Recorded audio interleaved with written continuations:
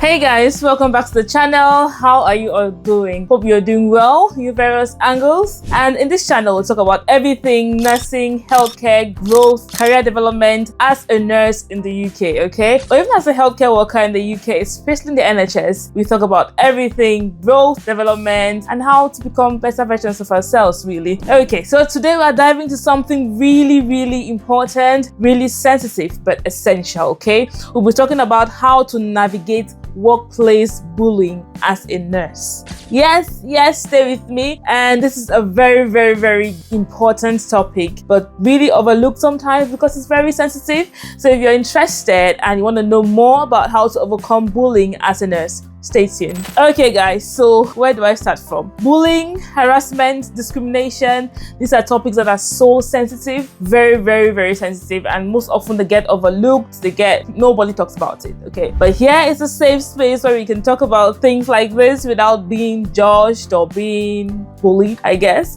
okay? So we'll be talking about this in detail in this video, and I'd like us to feel free in the comment section as well, be respectful, but feel free to drop down your thoughts and ideas and anything else you think like we could also apply, okay? So first of all, what is workplace bullying, okay? What does it look like? Guys, it's not always obvious. In my experience, workplace bullying can be anything from just a minor stare to, I don't know, to something big as screaming, shouting at someone, or even throwing arms at someone, okay? So it could sometimes be very subtle, okay? So sometimes it's not very easily recognizable, okay? And the signs are being constantly undermined, okay? If you feel like you are at the workplace, you're being constantly overlooked, constantly excluded from discussions, conversations, from activities, that is a sign that it might be workplace bullying, okay? Also, if maybe sometimes there's malicious gossip about you or passive aggression, that is workplace bullying, okay? That is how to recognize it. If people are gossiping about you a lot, talking in your back a lot, or you find out that there's some passive aggression, some comments that are sometimes offensive, that might be a sign of workplace bullying, okay? Take note of that as well. The next one is intimidation, shouting, or humiliation, things like that, okay? People intimidate you, they threaten you, their presence kind of like feels frightening because of how they treat you, they throw very harsh comments at you, they're shouting at you, or you feel humiliated, really.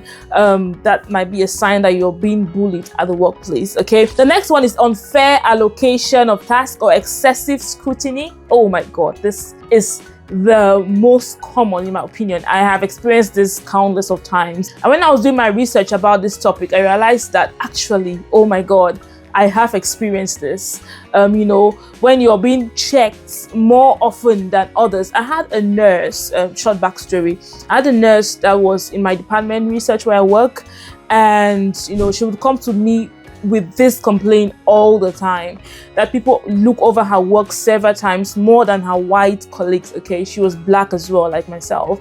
I think she's now left the department, but she had a lot of complaints all the time. At the time, I was the Race Equality Network co-chair in my hospital, so people came to me with complaints around race, discrimination, bullying, harassment, and just to have that safe place to talk about it, okay? And in my experience, from my own experience, I'm hearing from other people's experiences, this is the most common one. You're being, scrutinized more than your Caucasian colleagues.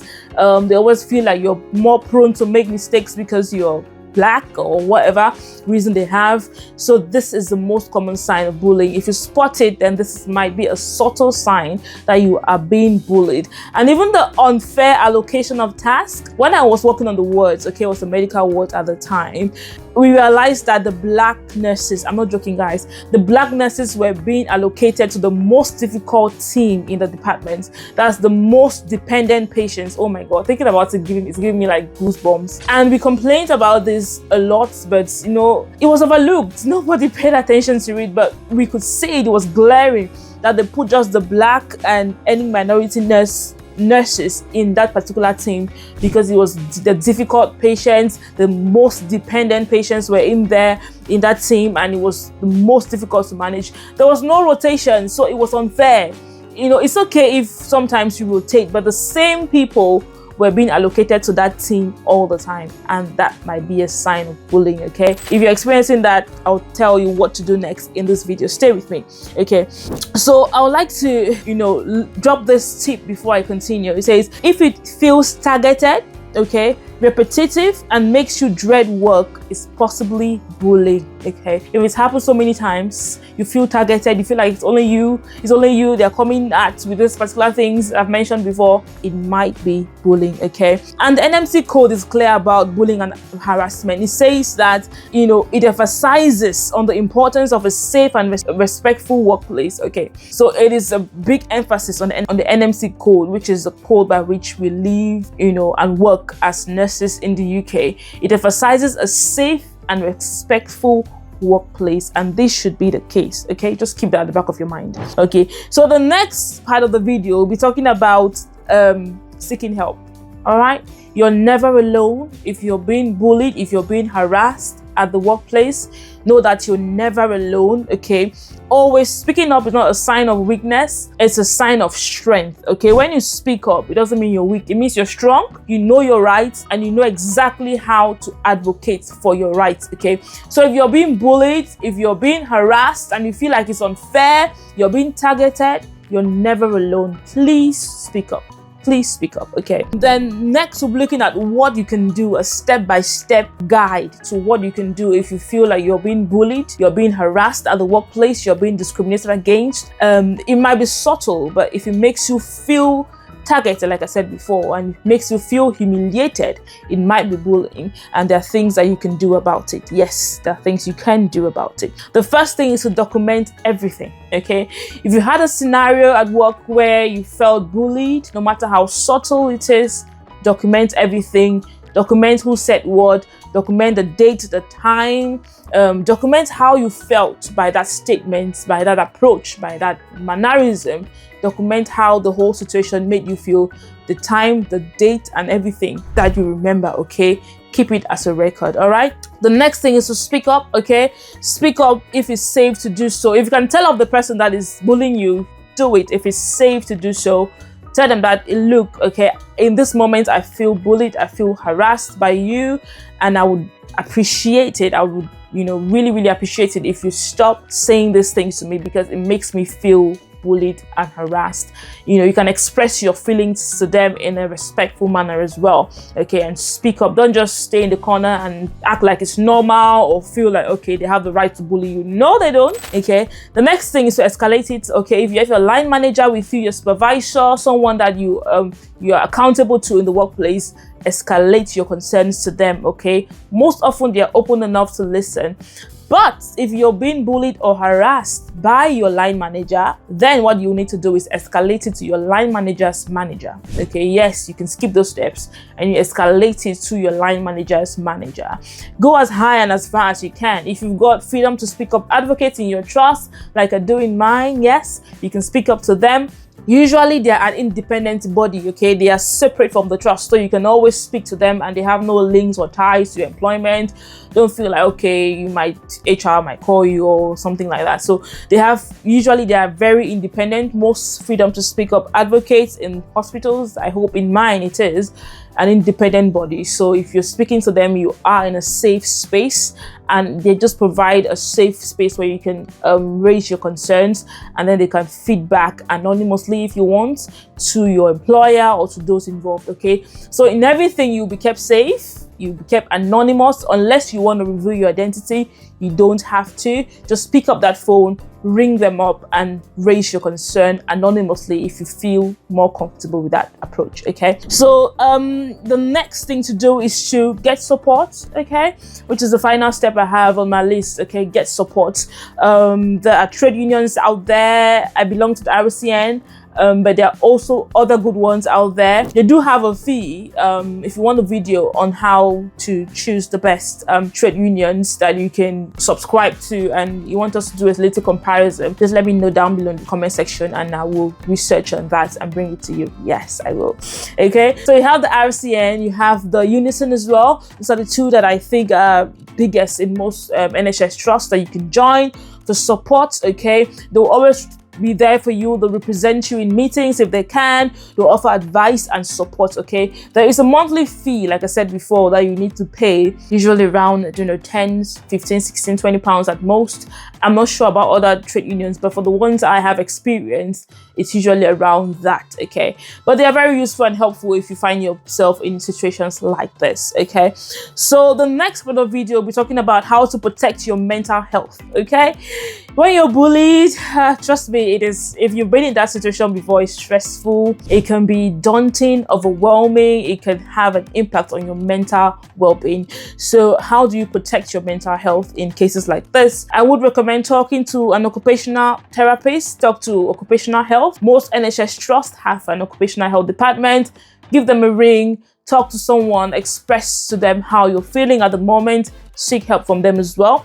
You can also access the NHS staff support line. That's a good one as well to access if you're feeling that you need some mental health support because of bullying and harassment. Okay, also another step will be to speak to your GP or to a counselor.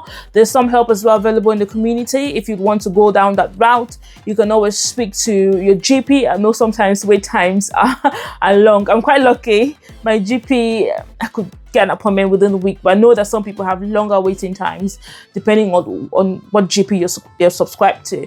But if you can get to your GP directly, there's free help out there.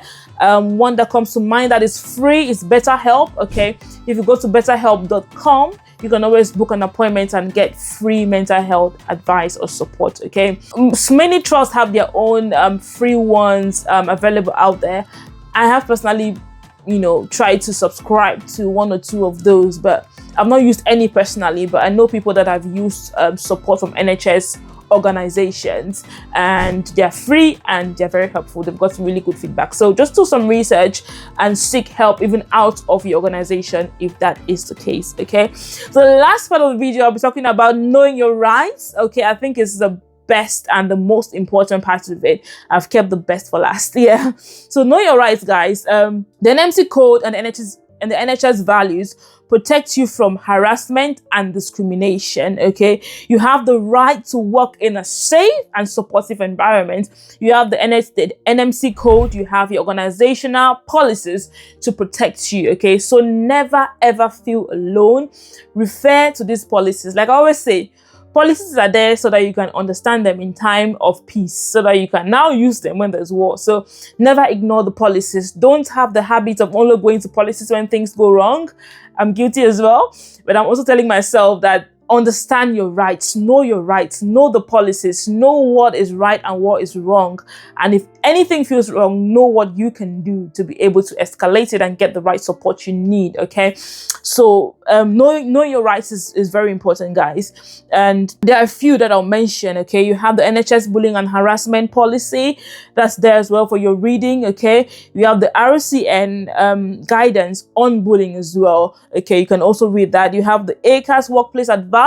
Those are policies and guidelines that protect you. Ensure that you read them, digest them, know them. Okay, know how to use them as well. Okay, so I'll leave you with this, guys. Bullying can shake your confidence, but you are not powerless. Okay, by knowing your rights and seeking support, you are standing up for yourself and for others. Okay, it's not enough just standing up for yourself.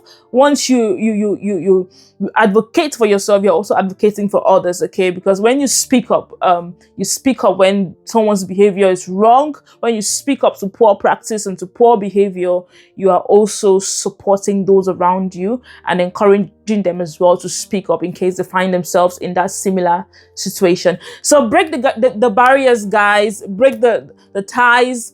Break all the hierarchies that prevents you from speaking up, and speak up if you're experiencing any of this. I do sympathize with anyone who has been a victim of bullying, harassment, discrimination, unfair practice, guys, it is not a good place to be in.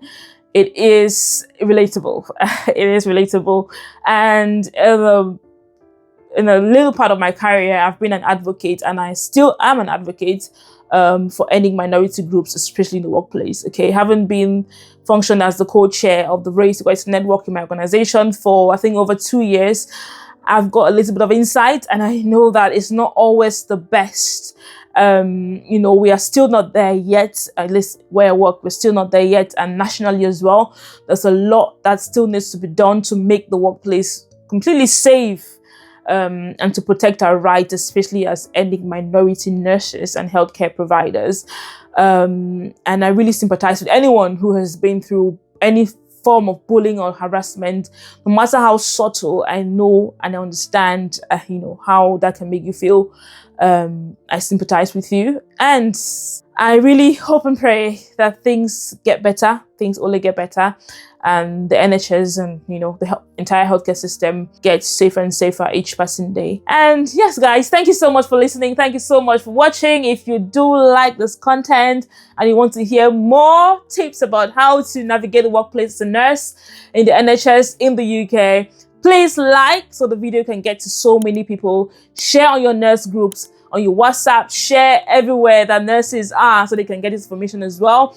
And like and subscribe as well, guys, so that we get to 10,000 subscribers. My hopes are high. 10K subscribers, guys, by the end of this year. Okay, we've got 6 months to get there. We can do it. We can surpass it. Yes, we can do it. Thanks, guys, and take care. Bye. I love you. I love you forever.